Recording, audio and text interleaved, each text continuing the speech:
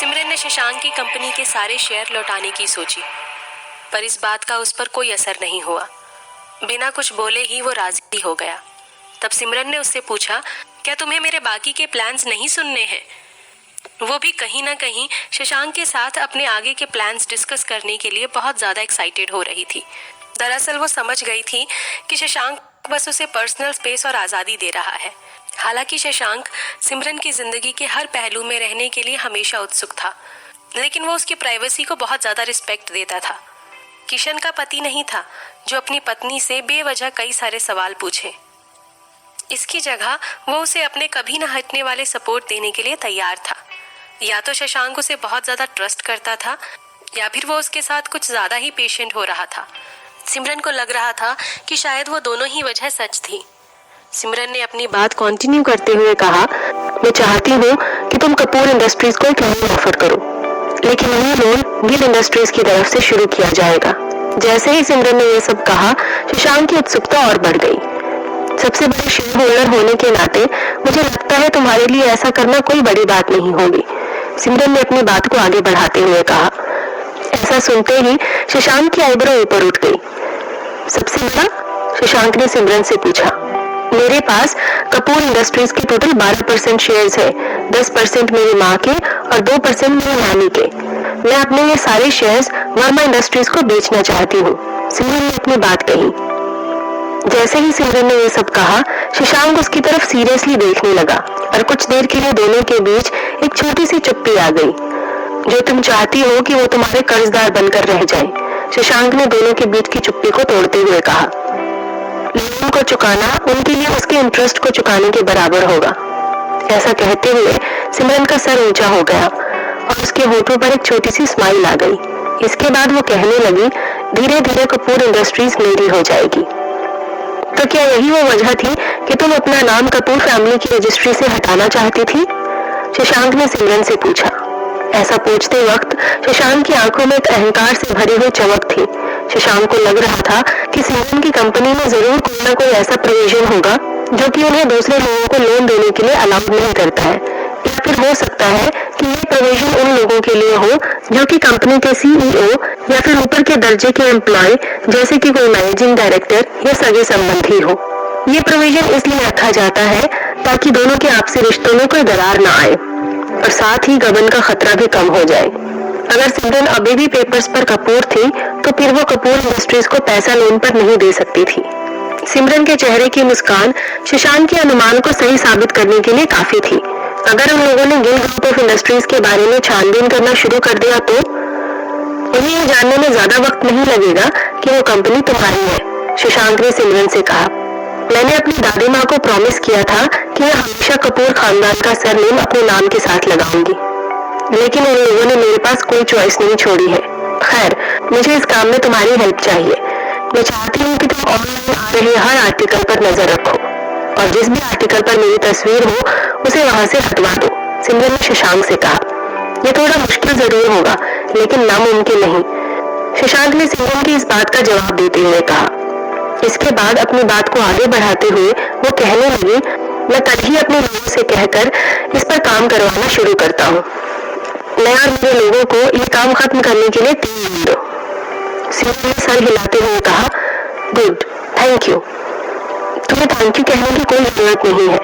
हालांकि मिस्टर कपूर एक स्मार्ट आदमी है, हो सकता है वो मुझे और मेरे सजेशन को ट्रस्ट ना करे। आखिरकार मैं तुम्हारा हस्बैंड जो ठहरा, शशांक ने सिमरन से कहा। वैसे भी मिस्टर कपूर अब तक तो शशांक से सावधान हो गए होंगे। उनके पास कोई चॉइस नहीं है, सिमरन ने एक टेढ़ी मुस्कान के साथ कहा।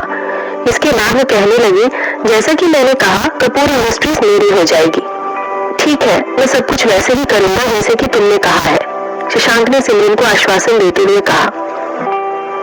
अब तुम इस तरह मुस्कुराना बंद भी करो, सिमरन ने शशांक से कहा।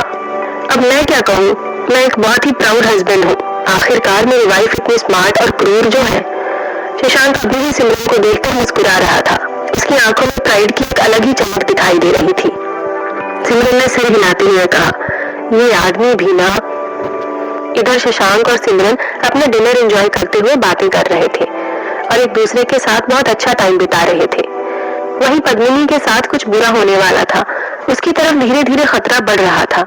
आखिरकार वो लोग अपनी खुद की दी हुई स्पॉन्सरशिप इस तरह कैसे कैंसिल कर सकते हैं? उस कैंसिलेशन क्लॉज का क्या जो कि कॉन्ट्रैक्ट में लिखा हुआ था? ऐसा करने के लिए उन्हें मुझे कैंसिलेशन फी देनी पड़ेगी। पद्मिनी ने गुस्से में फोन पर अपने मैनेजर के ऊपर चिल्लाते हुए कहा, क्या? ये तो उस रकम का आधा हिस्सा भी नहीं है जो कि उन्होंने मुझे कॉन्ट्रैक्ट में देने का वादा किया था। ये तो बहुत अनप्रोफेशनल बात है। मैंने तो उन लोगों के साथ कोई भी धोखा नहीं किया है। उन्हें तुरंत बताओ कि इस बारे में मुझे उनसे आगे और भी बात करनी है, लेकिन मैं ऐसा इस समय इसलिए नहीं कर सकती हूँ क्योंकि इस समय मैं हॉस्पिटलाइज्ड हूँ। कुछ भी नहीं, सब कुछ करो जो कि तुम इस कॉन्ट्रैक्ट को कैंसिल होने से रोकने के लिए कर सकते हो। ऐसा कहते हुए पद्मिनी ने कॉल डिस्कनेक्ट कर दिया। इस समय उसके चेहरे पर बहुत ही ज्यादा गुस्से के भाव नजर आ रहे थे। वो गुस्से में आग बबूला हो रही थी।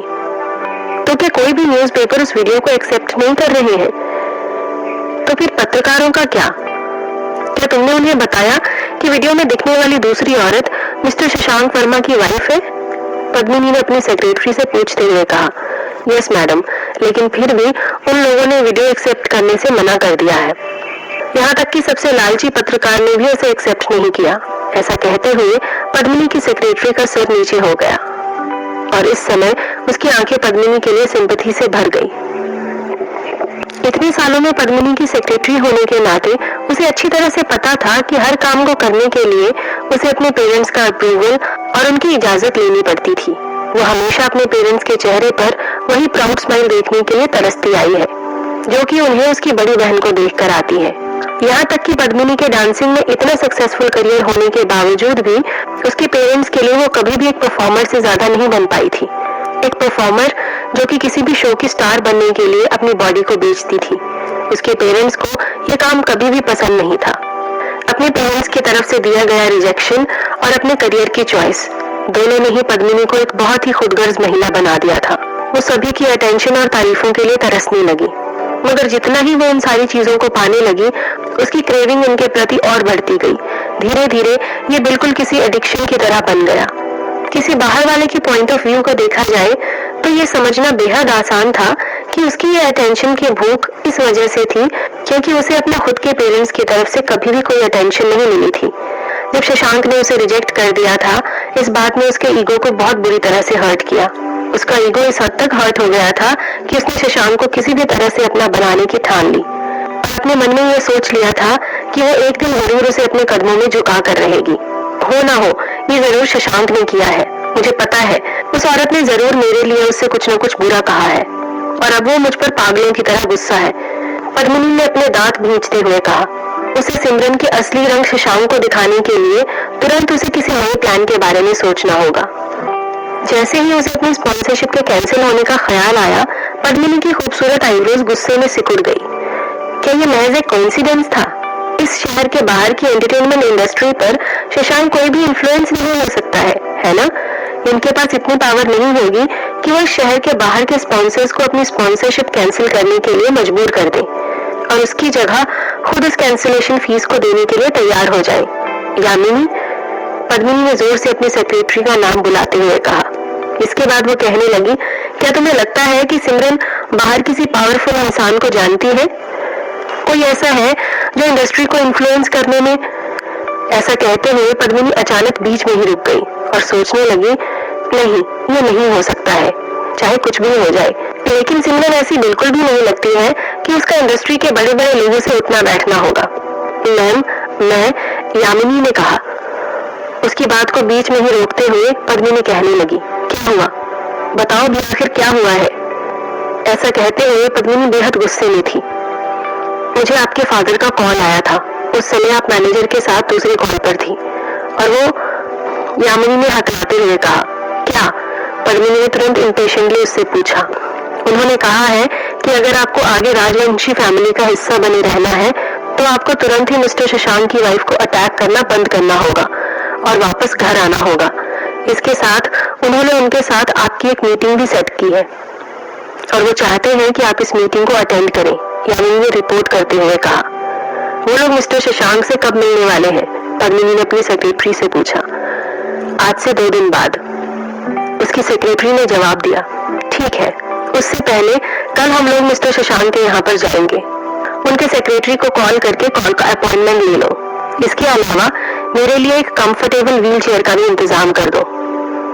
कल चलकर उसके हाथों में वो वीडियो थमाते हैं और उसकी आंखें खोलकर उसे दिखाते हैं कि इसकी शांत सी नजर आने वाली बीवी कितनी बुरी है। पद्मिनी ने अपने सेक्रेटरी से कहा। वो अभी भी सिमरन से बुरी हुए जाने का नाटक कंटिन्यू रखना चाहती थी। मिस पद्मिनी, मगर आपके फादर ने कहा था कि, पद्मिनी की सेक्रेटरी ने उसे याद दिलाते हुए कहा, उसकी चिंता तुम मत करो, उन्हें मेरी फिक्र नहीं है। उन्होंने यह सब इसलिए कहा है क्योंकि वो मिस्टर शशांक से डरते हैं। उन्हें डर है कि कहीं मिस्टर शशांक उनकी कंपनी की धज्जियां न उड़ा दे। पद्मिनी ने बेपरवाह होते हुए कहा। वो अच्छी तरह जानती थी कि उसके फादर उसकी बड़ी बहन को लेकर कितने ज्यादा पार्शियल थे। 3 साल पहले उसकी बहन ने अपने फादर की कंपनी को ऑलमोस्ट बैंकरप्ट होने की कगार पर पहुंचा दिया था, लेकिन फिर भी उसके फादर ने पद्मिनी को कभी भी कंपनी मैनेजर बनने का चांस नहीं दिया। ये अकेली वजह ही उसे बताने के लिए काफी थी कि उसके पेरेंट्स के दिल में उसके लिए कोई जगह नहीं थी।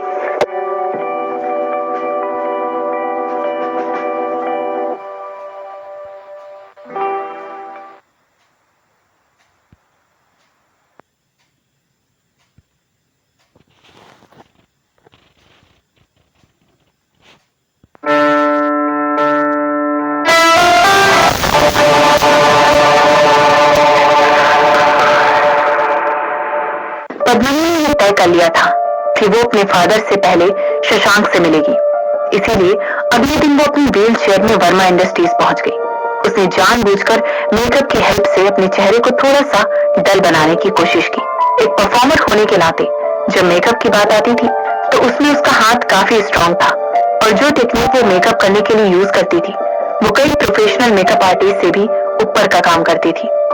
तुम्हें यकीन है ना कि उन्होंने मुझसे मिलने के लिए हाँ कहा है?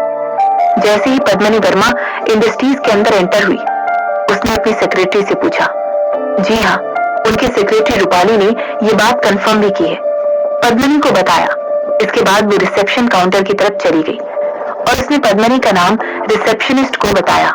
अपने विजिटर रिकॉर्ड को चेक करने के बाद रिसेप्शनिस्ट ने उन्हें कॉमन लॉबी में बैठने के लिए कहा। आज मुझे डायरेक्टली वीआईपी एलिवेटर तक क्यों नहीं ले जाया गया? पद्मिनी ने कंफ्यूज होते हुए यामिनी से पूछा। इसके बाद वो कहने लगी, क्या तुमने उन्हें ये बताया कि जब लास्ट टाइम मैं यहाँ पर आई थी तो मैंने वीआईपी एलिवेटर का यूज किया था? रिसेप्शनिस्ट ने कहा है कि वीआईपी एलिवेटर सिर्फ वीआईपी क्लाइंट के लिए है। यामिनी ने पद्मिनी को जवाब देते हुए कहा। जितना उसे पद्मिनी के बारे में पता था वो अच्छी तरह जानती थी कि उसे प्रायोरिटी नहीं दी जाएगी।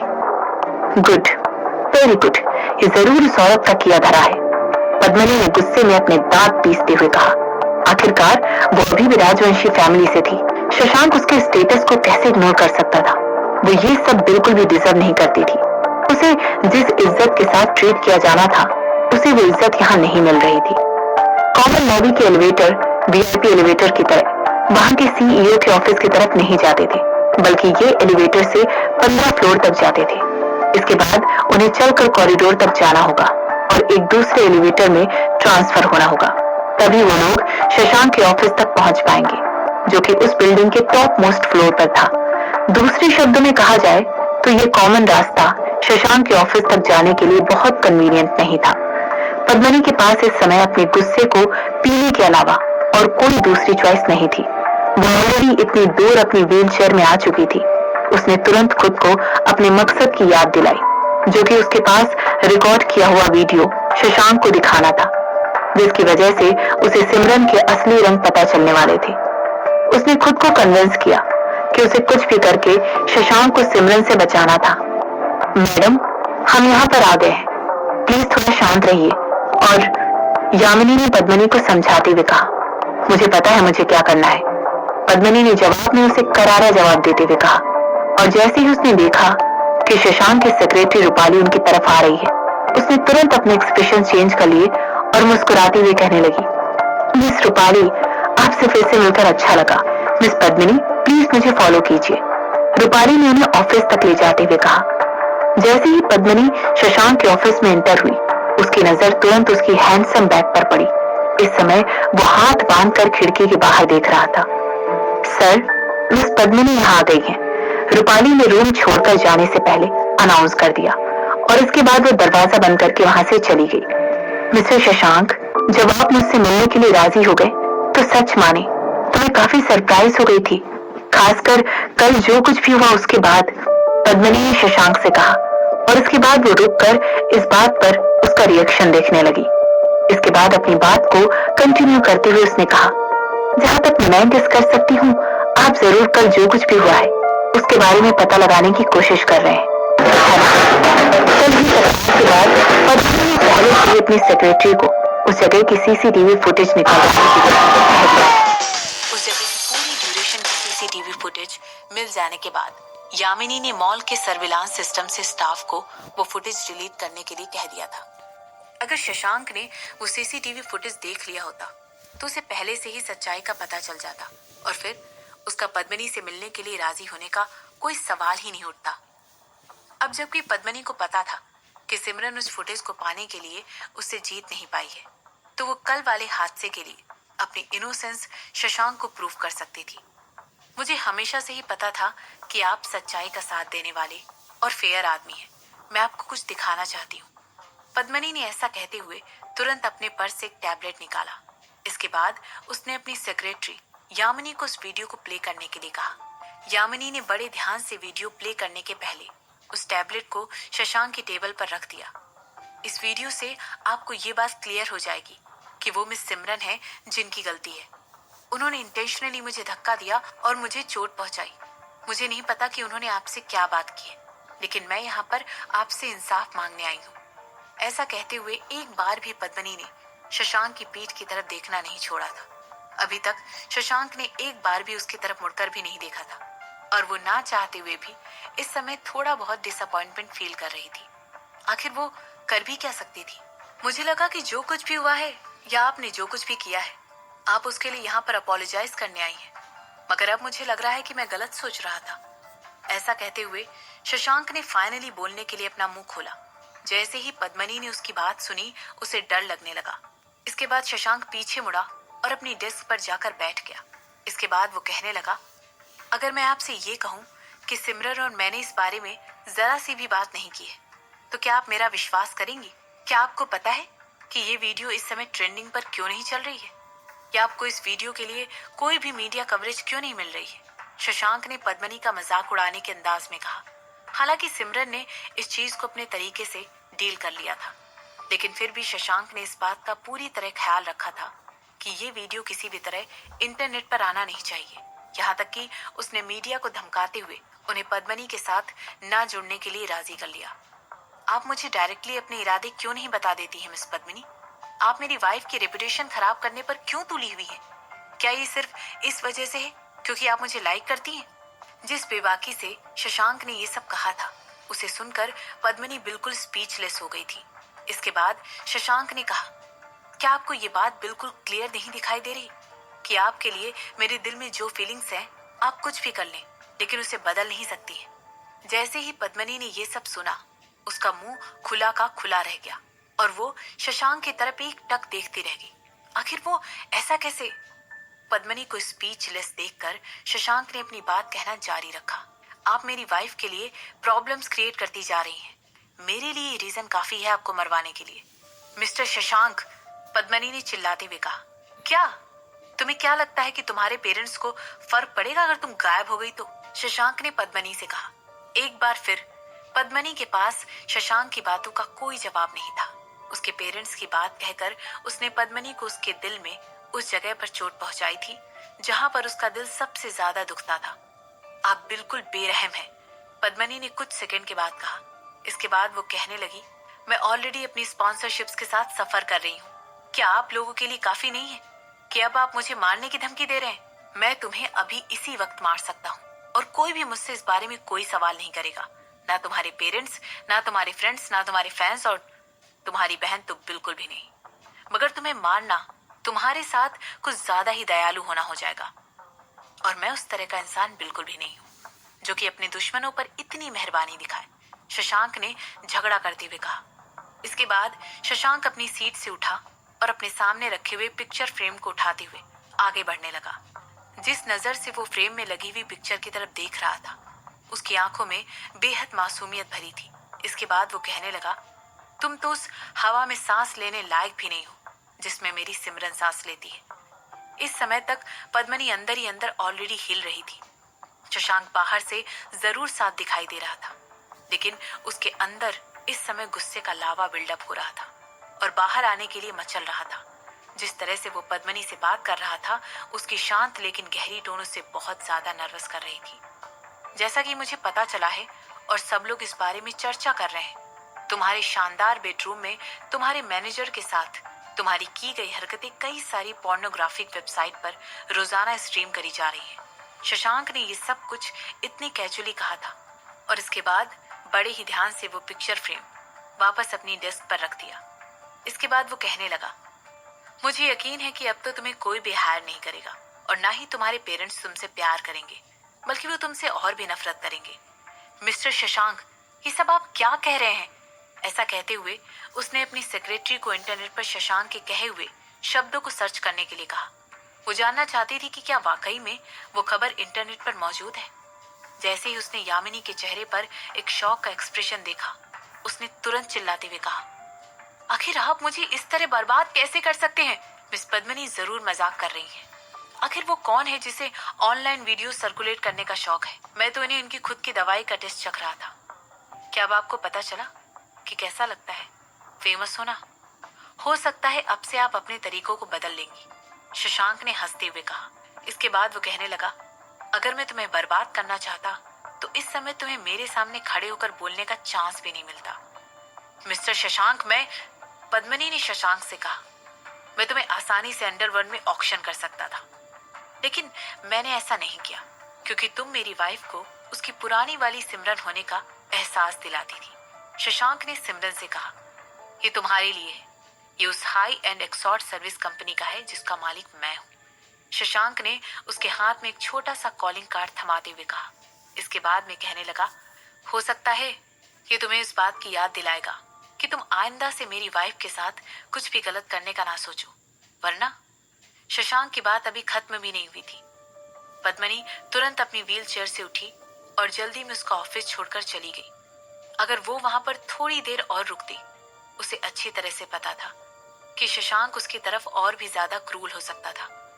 जैसे ही वो एलिवेटर की तरफ भागते हुए गई, रास्ते में उसने अपनी आंखों से निकलते हुए आंसू वाइप किए।